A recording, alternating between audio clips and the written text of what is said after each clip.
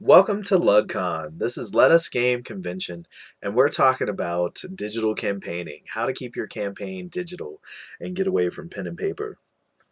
This is the fifth section, intro, before a little interview that we have with Jerry from Obsidian Portal. There's five sections total, and I tried to split it up so that I didn't bore you with an hour-long talk. But the five sections are going to cover digital publishers is section one. Section two would be character trackers and generators. Section three is socializing, and that was recorded along with section four, which talks about collaboration tools and gaming online. And then section five is the one we're at now, where it's recording your games in probably a blog or some type of web presence. And so we talked with Obsidian Portal. There's a couple other, or at least, yeah, I know two other websites that let you kind of talk about your game, link to characters, upload files, well, not files, but get characters online and that kind of stuff. So one other one I heard of besides Obsidian Portal is Epic Words. And another is this website that kind of transcends everything because it does it all, is Inferno.net. It's INFRNO.net. They spell Inferno without the E. And Inferno is pretty cool, but I really enjoy Google Plus.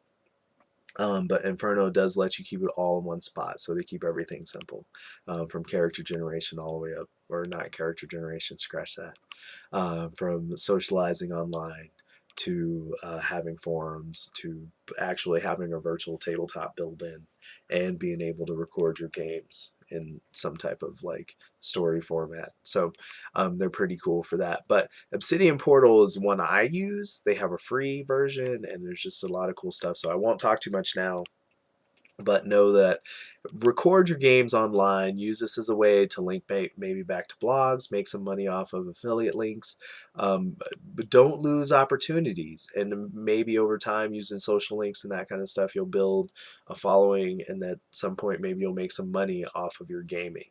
But try to take gaming to the next level. And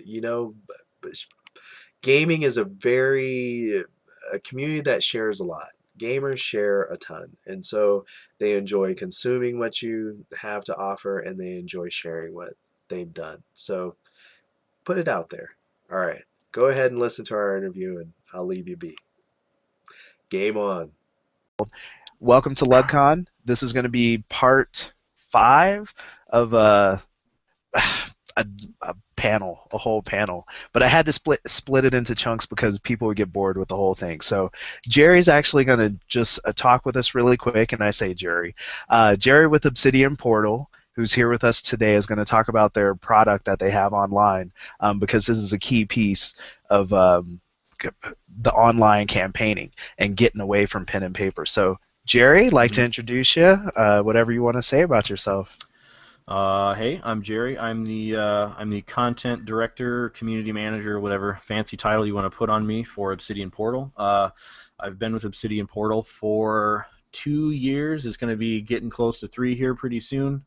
And you guys, if anybody you know me on Twitter personally, I'm Dread Gazebo on Twitter, and I am 50. Well, technically not 50% of Obsidian Portal anymore.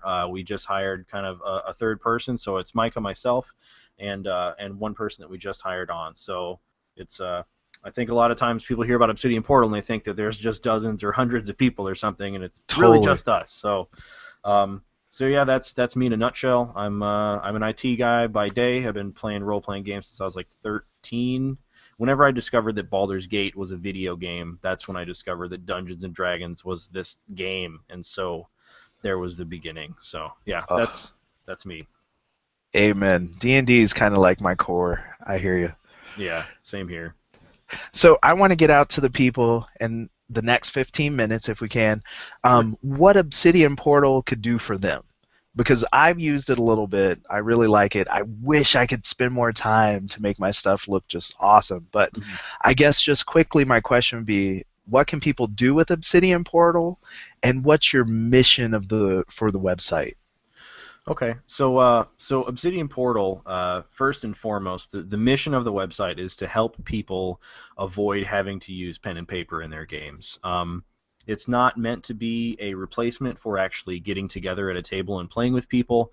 We're not a virtual tabletop by any means, and currently at this time we have no plans on ever becoming one. So I think that's a common misconception when people hear about us, so I always like to get that out of the way first. But essentially, Obsidian Portal is a wiki or a blog for your campaign, however you want to look at it, whichever word you're more comfortable with.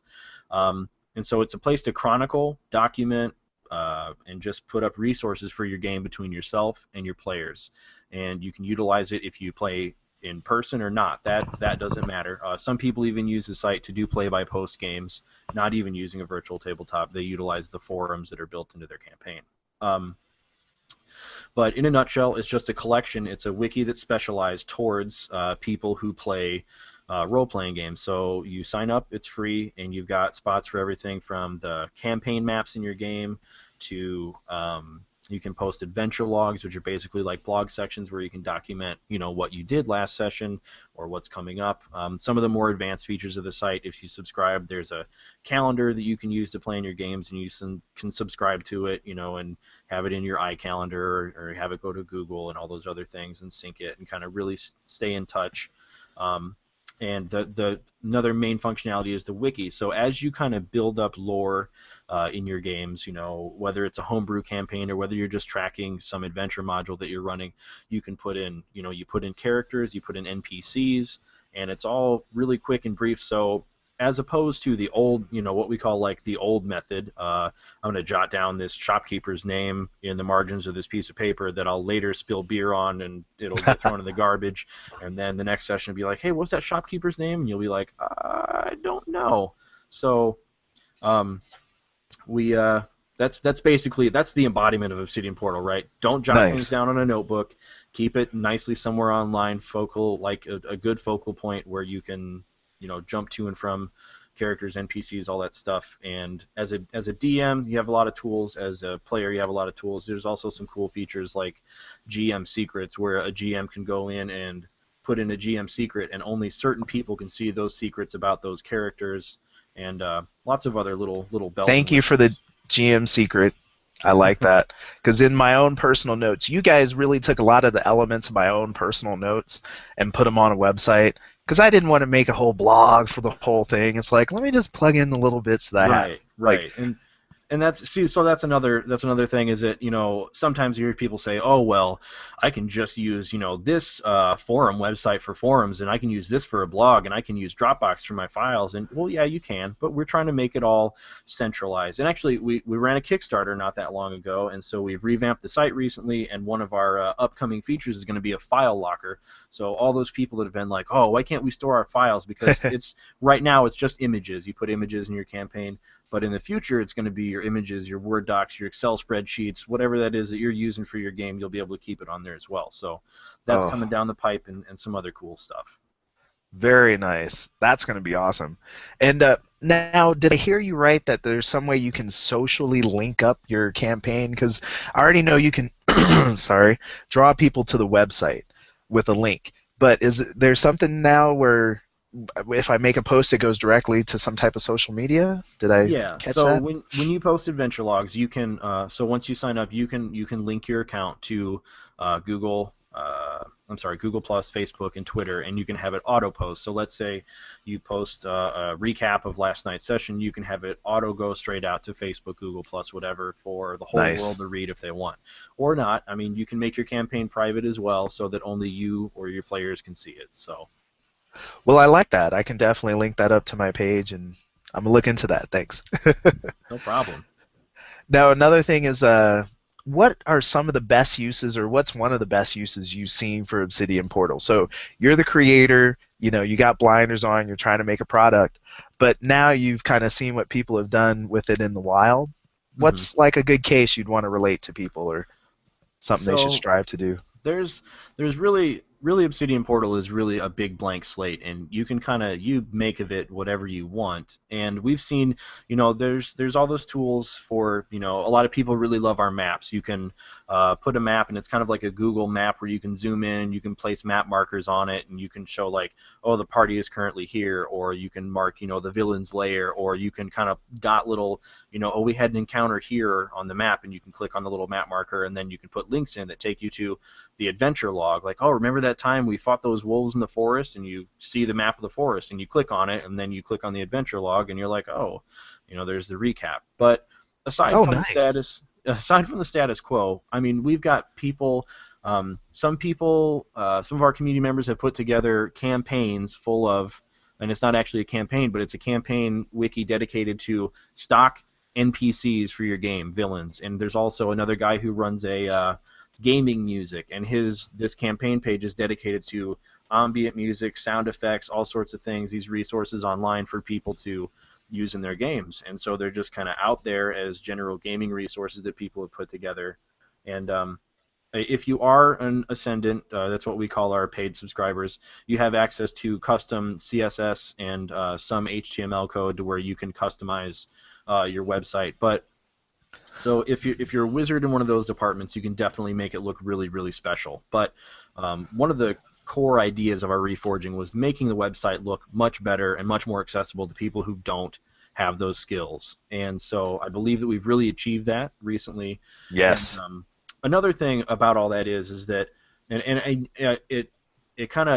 it's funny to me because when we first started talking, you said you want to be able to use Obsidian Portal more and do all these cool things with it. And I think a lot of times when people hear about Obsidian Portal, immediately they're like, I want to make the best campaign wiki. It's going to be, I'm going to take my 10 years worth of notes and I'm going to put it in this wiki and I'm going to make it have the best banner image and it's going to look so slick. Yeah. Oh, man. And then you end up burning yourself out because you're turning it into a job. And so Micah and I always say, if you're going to use Obsidian Portal, just put your feet in the water at first. Do your session recap, make a bulleted list. You don't have to write a novel. You don't have to have the prettiest maps. Just you use it to aid you, and you don't have to feel beholden to it like, well, I need to put all this stuff. I need to make a wiki page for every faction and every god ever and all that stuff. You just use it to, if it makes you running your game easier or it makes your players have easier access to your lore or their character sheet or whatever it is they need, that's really what we're here for. So it's kind of,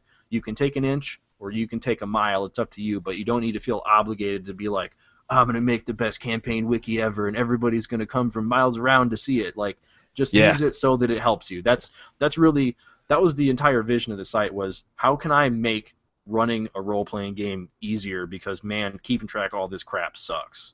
So it does when you have like disparate pieces of paper everywhere and different bags and oh, I left it at home. How many GMs say that? It's at my girlfriend's house who just kicked me out last night or whatever. But yeah. Amen. So I am so sorry I keep coughing to everybody that's listening. It's fine. I'm usually the one doing that, so killing the mic. One of the best ones that I've seen, well, best. I had first of all, I say you guys did an awesome job with the revamping it. It looks wonderful. I came back in October. I'm like, whoa, what's this? I had heard it was coming, but to see it was definitely striking.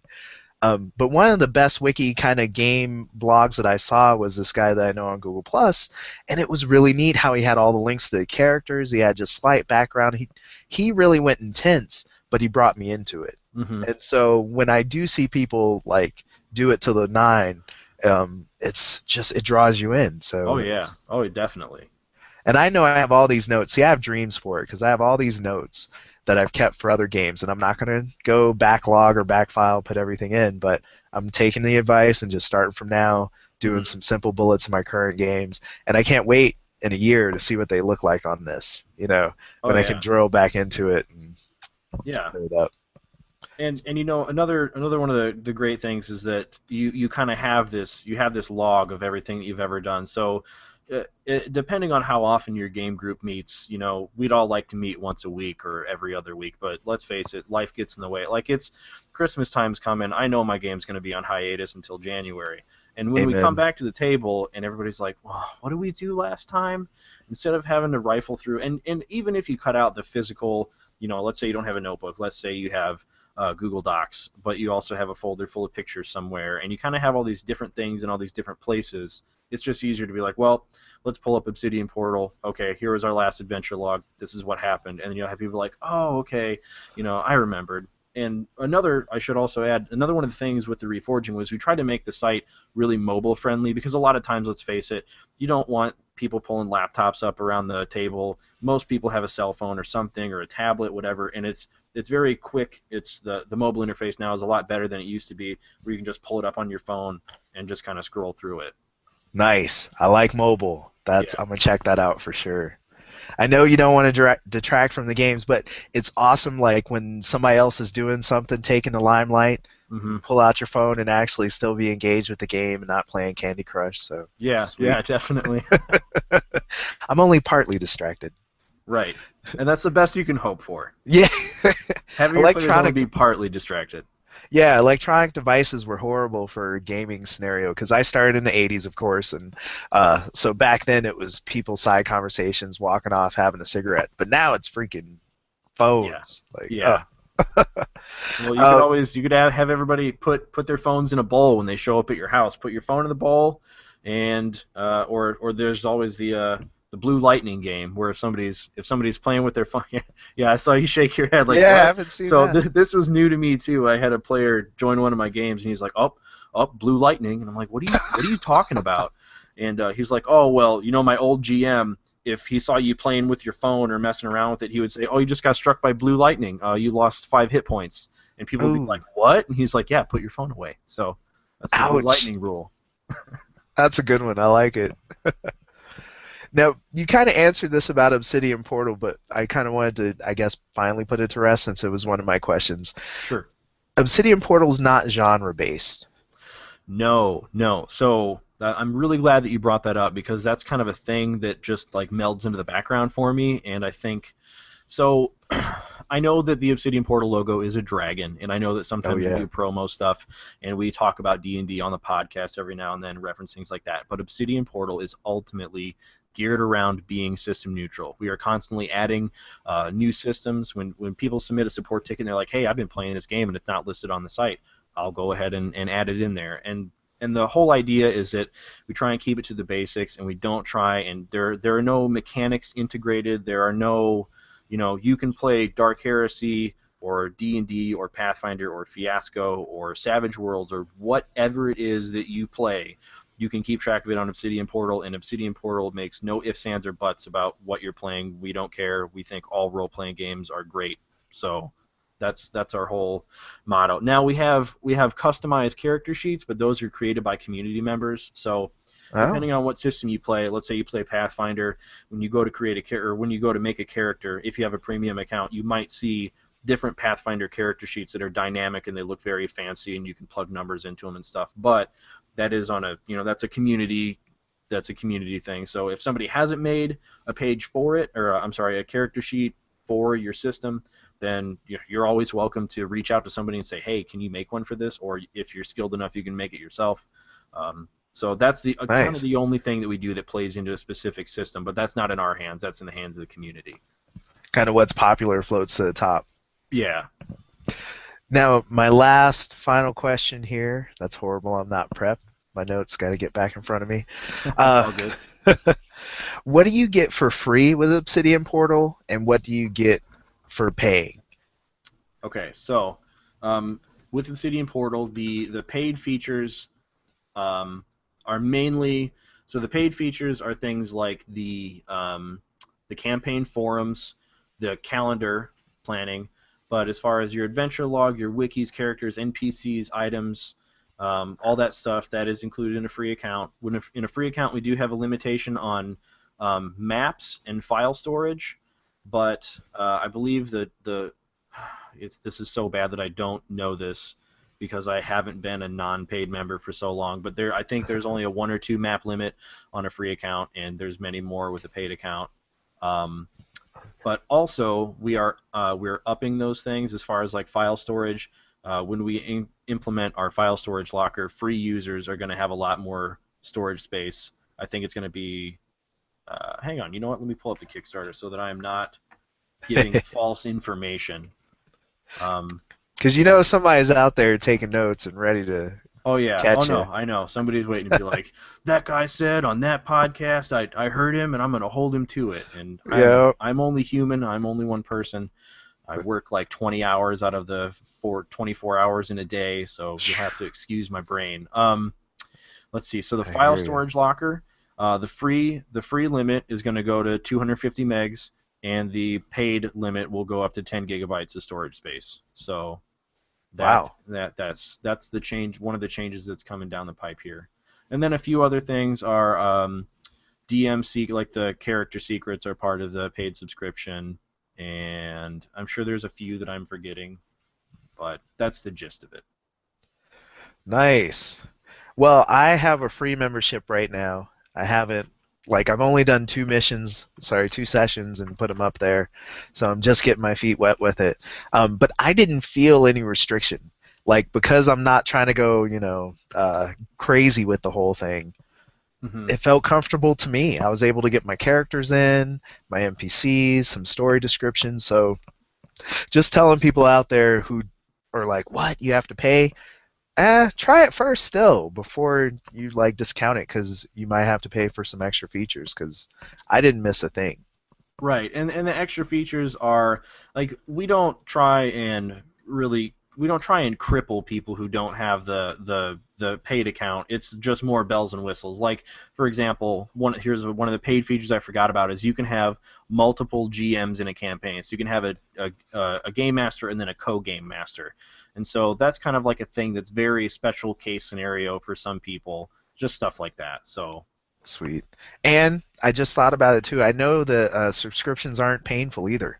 So guys, gals, whoever's out there, it's not even expensive if you do think to sign up. So yeah, and we just also putting have that out there. also have a free trial. There's a 15-day free trial as well.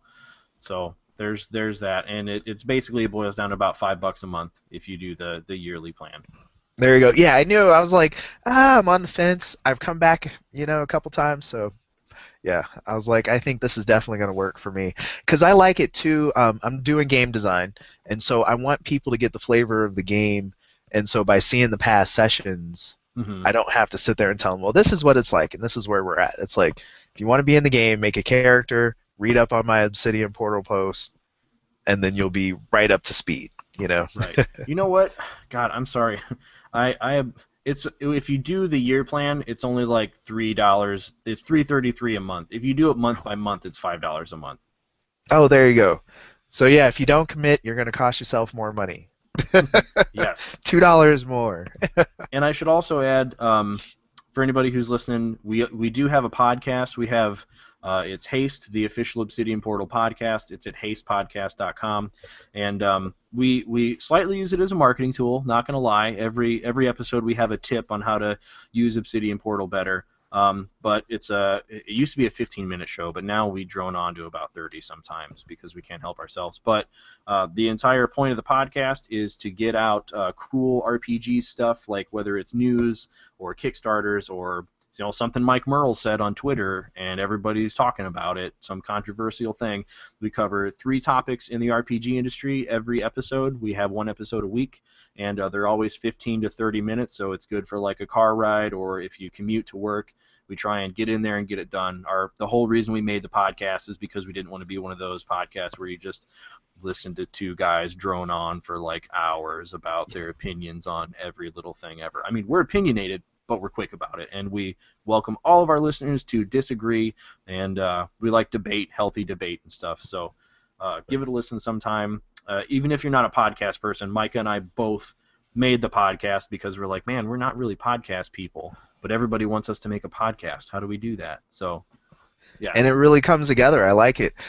You have great guests. Your last guest that I just heard this week, awesome. DMing with charisma. Totally hit me on the nail. Like, I like the DMing with intelligence, DMing with wisdom, and DMing with charisma. And I'm the charisma guy. Yeah, I think so too. I don't know. I think I have my days where I'm one or the other, but yeah. Yeah, wish I was an int. Those feel like the rule mongers, the ones that can like sit there and twist and munchkinize. Yeah. That's not me.